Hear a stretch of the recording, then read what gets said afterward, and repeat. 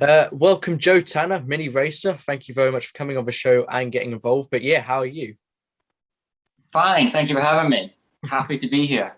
Absolutely. So, when did you first become interested in motorsport? It's quite strange for me because there's no family background really in motorsport. I think my granddad sort of did some club level motorbike racing way back in the day. But other than that, I think I'm kind of a trendsetter in the family. Yeah, no, there's no real motorsport that I can find going back through the years other than my granddad. And it just kind of, in the early years, was just a sort of strange obsession, I think, more than anything.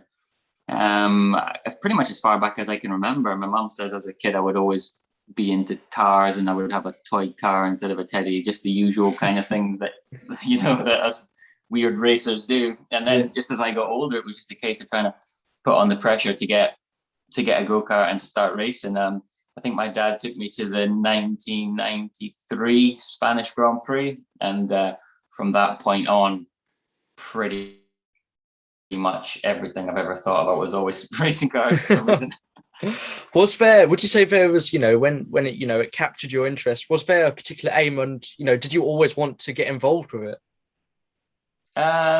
Yeah, always. Well, every young kid, I think the initial attraction is to be a Formula One driver. That's the normal sort of, you see it and you think, I want to do that. And then Yeah. as you grow up and you get involved and you realize what it takes to do something like that, naturally you start to realize that for the majority of people on the planet to arrive in Formula One is basically impossible. As we all know, there's very few people that get that opportunity. But then you just learn over the years and you get involved in it, and yeah, it becomes a sort of way of life, I suppose. Really, an obsession that you can't leave it alone most of the time. That's certainly what it's been like with me. I grew up with a lot of. I mean, I've been racing a long time. It's frightening to think how long. I think I did my first car race in November 2001, and I'm guessing you weren't born then. No, not yet. Not quite. Yeah, yeah, yeah. So I've been going a long time, and there's been like periods of time where other things in my life, like setting up my own business, and things like that, have kind of taken over because there's literally been no time in the day to race. And I can, between sort of 2017, 2018, I didn't really do anything. And before that, between maybe 2010, 2011, I didn't do any racing at all, but I always just seemed to go back to it. And actually pretty much given up at the end of last year. I pretty much decided in my head that was me finished at the end of 2020. Yeah. And here we are, still talking 2021. Who knows when it'll end? Yeah. So you said you started racing in 2001. What, where did you get started? How did you get started, I should say? Okay, so I started with karting, as most people do. I was lucky enough to be able to persuade my dad at the time to buy a go-kart, probably just to shut me up more than anything else, because it'd taken probably 3 or 4 years at that point to persuade him to get involved. And then I think it kind of, as with most lad and dad situations, it becomes the dad's hobby as much as lad in a way. So we did that, but my dad worked for Nissan and lived in Spain, so we didn't really do any racing in this country. It was easier for him to do the Spanish Championship, which is kind of weird. So I did a couple of years of racing. I did do some stuff in the UK before he went to Spain, and then when he moved to Spain, we raced out there, which was crazy. Like, I can remember people would have pretty sizable accidents on the green flag lap in Spanish Really? karting. I remember it fondly. And also because I'd raced in the UK beforehand, we raced in the rain a lot. And I can always remember in Spain, it never rained. Yeah. And when it did, we'd be on it because we were Yeah. the only people that had ever driven a go-kart in the wet before. So we did that. And then at the end of that, I quite quickly decided I wanted to go car racing. I think I was probably 18 or 19 at the time. And then started looking at car racing. And because I was fixated with single seaters and that was the way I wanted to go, I did the Zip formula, which I don't even know if you remember the Zip formula, which Martin Hines created way back in the early 2000s. And it was a great little championship to get started. And a lot of guys were in that championship that have gone on to big things. And that's where it all started for me. And then I won the Scottish Formula 4 Championship in 2005. maybe you were born then. You were born by Yep, yeah, 2005? I was born Yeah. 2005, so Oh my yeah. God. Well, yeah. So I won that then, in Scotland, obviously where I live, and then I kind of chased that for a while. I did British Formula Ford, I did a little bit of Formula Renault, and quickly realized even at the Formula Ford level, the budgets that you needed to try to race, Yeah. even at that entry level, was already out of reach. So to think, well, to move on from that to something like Formula Renault full time or Formula 3, it was never ever going to happen. So I kind of stopped. Again, it took another year or so to think about it. And then a friend of mine, a good friend of mine, he has a mini team, Scottish mini team, Mini Coopers, and he sort of suggested, why don't you try one of these? And I didn't really want to do it because it was front wheel drive and everything I'd done was rear wheel drive. And I thought that's the way I should go. And I kind of stalled for a couple of years. And that was actually when I started my business, my helmet painting business. But he kept going and kept going. And before you knew it, without really committing, I was already in a little bit too deep. And the next thing you know, I'm in this mini. I remember the first day I drove a front wheel drive car thinking, why didn't I do this 10 years ago? It was it made sense to me a lot more than the rear wheel drive cars ever did. And I just enjoyed it so much. And then I ended up doing 4 seasons in minis and loved it and got on really well with it.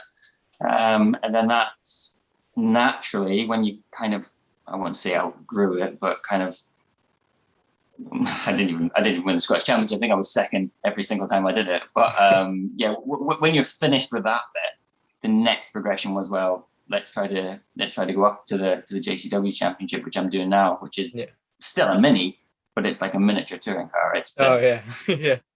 It's the shape of a mini, but that's about as far as it goes, you know. Yeah. So then that's kind of where we're at now, and obviously the goal is always going to be British touring cars. I'm in the feeder category now. It's taken me 20 years to get here, but we're there now, and for that I owe all to BTC Racing. Obviously, as you know, at the start of this year, I mentioned I'd kind of given up. I had a dabble in the championship for the last few years. I did a little bit with Jam Sport. And then Lux Motorsport, again, helped me out so much last year. And I just did one race, which went really well here at Knockhill. I was on pole position, which was great. And then I got the phone call that everyone waits for, and most of the time it doesn't come. And Steve Dudman at BTC offered me the opportunity of a lifetime after I'd almost sort of decided that it was too difficult to try to do it. And I just can't believe the opportunity that I was given this year. Yeah. I still don't really believe it sometimes, but it's just amazing to be involved with these guys. It's like a proper touring car team, and the things that they're doing within the team and the professionalism of it all, and just how everything works. It's mind-blowing. It's crazy. Absolutely. Well, you obviously mentioned BTC Racing, who you're driving with this season. I think everyone would agree the mini challenge, especially for JCW, is such a competitive championship. How, especially because of that, how important is it that you work well with the team?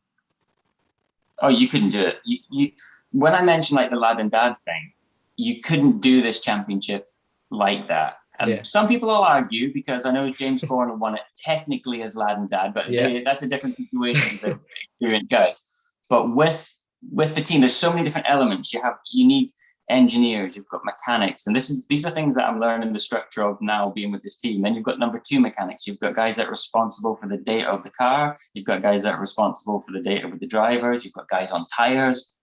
It's a real eye opener how it works at this level.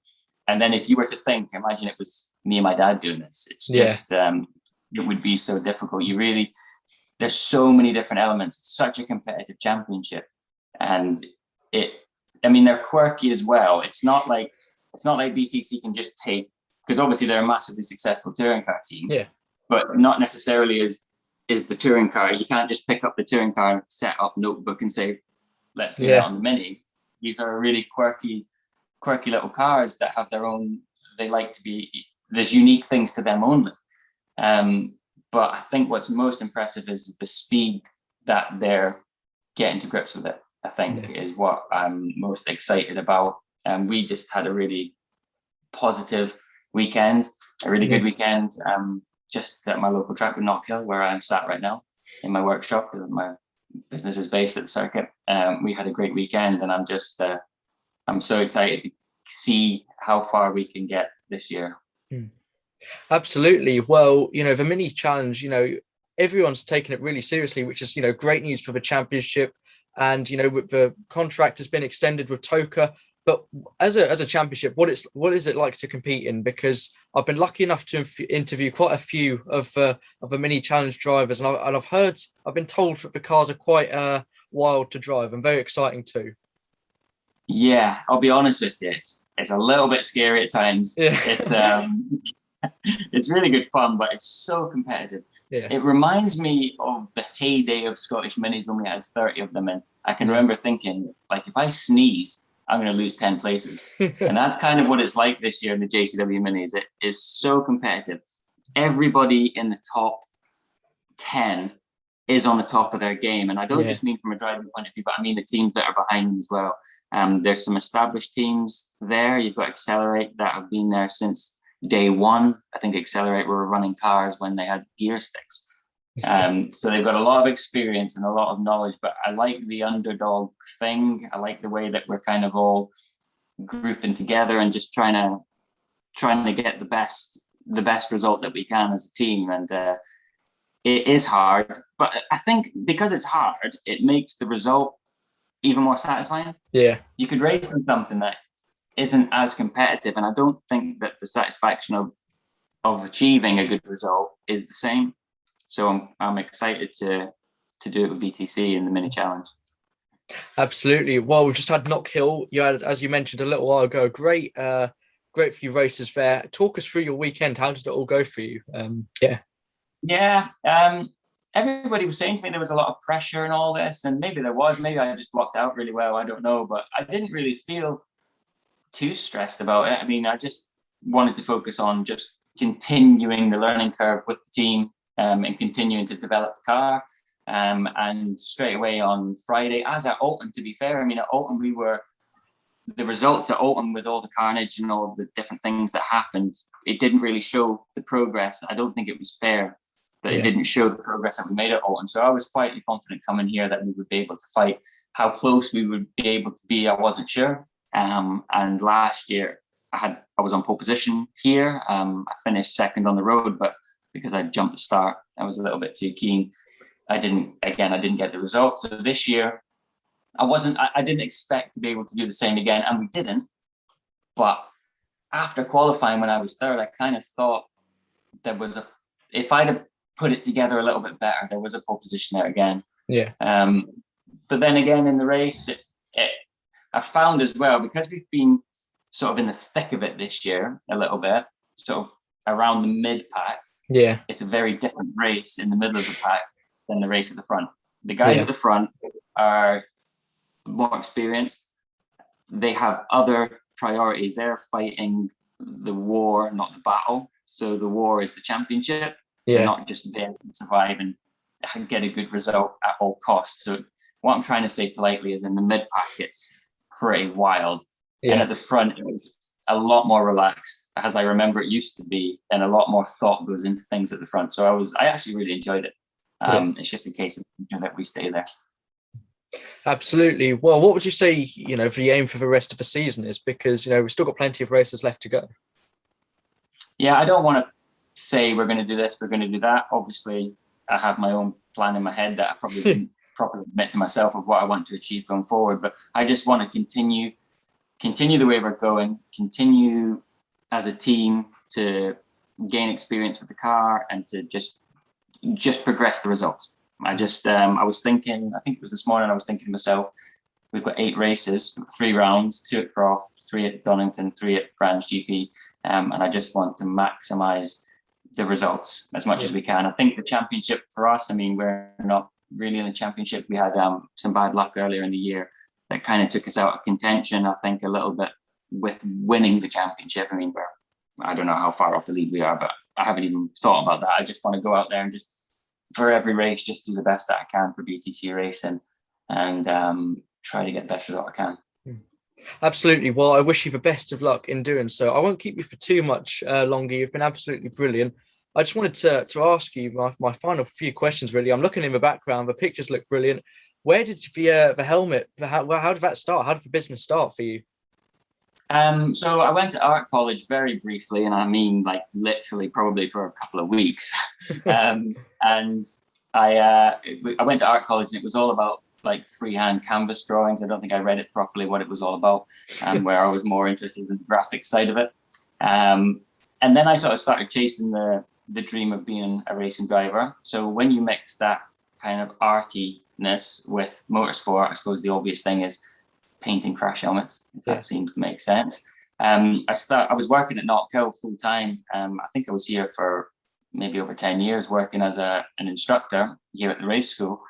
And I'd moved originally from up in Aberdeen. I'd moved down here and I was living here working the circuit. And I was always interested in crash helmets. It was almost like, it's like what a handbag is for a woman, I suppose. For a guy, other racing drivers will understand that. They get super excited about a painted crash helmet, and I was probably the worst for it in the early days. And then I decided that I was quite artistic, so I would have a go at doing it.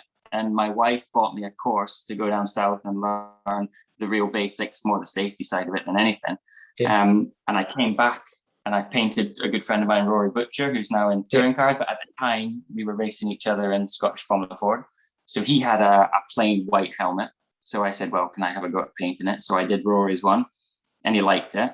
And then Gordon Shedden, who obviously works here as well, he gave me one of his and I painted that one. And it's actually on my wall. I'll not disturb my camera, but it's on the wall here with his touring car helmet. And then once I'd done that, over the next 6 months, I went from being a full-time instructor to being full-time with my own business. It was never intended. It was just a hobby that quickly got out of hand. And I think within 6 months of painting Rory's helmet, I had a workshop full of crash helmets and suddenly just thought, how am I going to paint all these crash helmets? And I've never really recovered. And we're 15 years later. That is brilliant. You know, what has been, you've obviously done plenty of designs. What has been, you know, your favorite? What's you know, which one of you are you most happy with? I'm not name dropping. No, but genuinely, Lando Norris's F3 helmet was my favorite helmet that I ever did. It had a casino. It's actually that one. I put a lot of effort into it because at the time he was in F3, but everybody knew that he was going to Formula One. So I knew everybody was going to see it. So I put a huge amount of time into it, but it did come out really cool. And we took it to the Autosport show, and I was lucky enough to get nominated for Helmet Painter of the Year, which helmet won the award, which is probably why I like it the most. But it is probably my favorite. But I don't know, some of them I really like. These days, everything's computer generated images, so it kind of it can sometimes take the sort of enjoyment out of it a little bit if you can already see it on a computer generated image. Sometimes I like just to be able to just do whatever I want to do. Sometimes I miss and it's not what I expected, but sometimes by chance you get something really special. But I'm trying to think of one other than Lando's one. I don't know, what one do I really like? Let me think this year. What have I done this year? We've got a lot of touring car guys this year.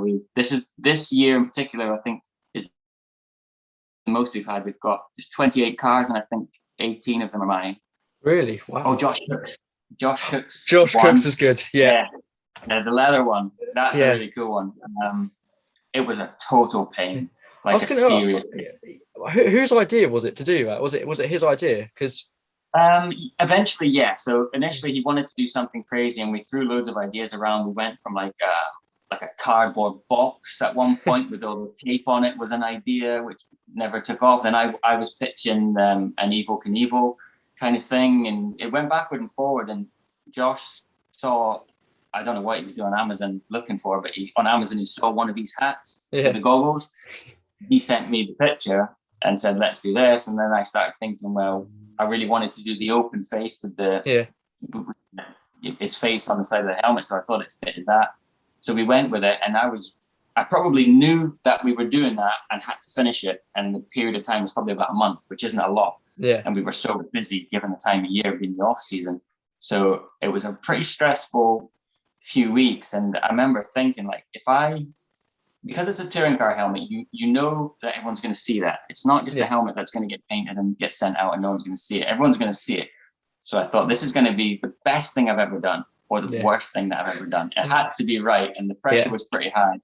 But I've got a great designer, a guy called Leon Hillard, who is an ex-kart racer. I think he still races karts, actually. And he, to be fair, did a huge amount of work in that helmet, designing it. I bought the hat off of Amazon, the one that Josh Cook had sent me, and I took it all apart so that we had all the flat panels. And Leon did all the work to make it look like it was leather and everything. And it came together pretty quickly once we got it all sorted, but it was pretty nerve-wracking. And I think I finished it like 12 hours before media day. Really? To the point where we didn't have a courier. Like, a courier wouldn't have worked to get it to them. They were already at Silverstone when I was finishing the helmet. I had Jade's, I had Josh's, I had Daniel Lloyd's, and I had another one. I had five of them maybe. I couldn't get them to media day. That's how tight it was to get them there. Jeez, yeah. But thankfully, a friend of mine, I gave him a phone call about 5 o'clock at night, the night before media day, and said, "Look, are you doing anything tomorrow? But would you take these helmets to Silverstone for me?" So I met him, loaded his car up, and he drove through the night to drop the helmets off, and we made it by the skin of my teeth. Oh my word, that's incredible. It turned out brilliant, and it was cool to see, because I always think, a racing helmet is so important for a driver, because it's their it's their choice of what they want. And so Josh Cook's looked really good. So fair play. It was very good. I don't know how to top it though. That's the thing. What to do? I spoke to Josh a few weeks ago, because obviously we're in the same team now, and I see him occasionally. And I said, like, how are we going to beat that? Yeah. So that the pressure's already on to beat it. Absolutely. Well, I look forward to media day next year to find out what his is. But Joe, thank you so very much for coming on the show for a chat. It's been great to hear, about your racing and the helmets, which I find that really interesting, because you don't always hear about that, and it's all behind the scenes. But thank you, and of course, best of luck for the rest of the season. No problem. Thanks very much for having me. No worries at all.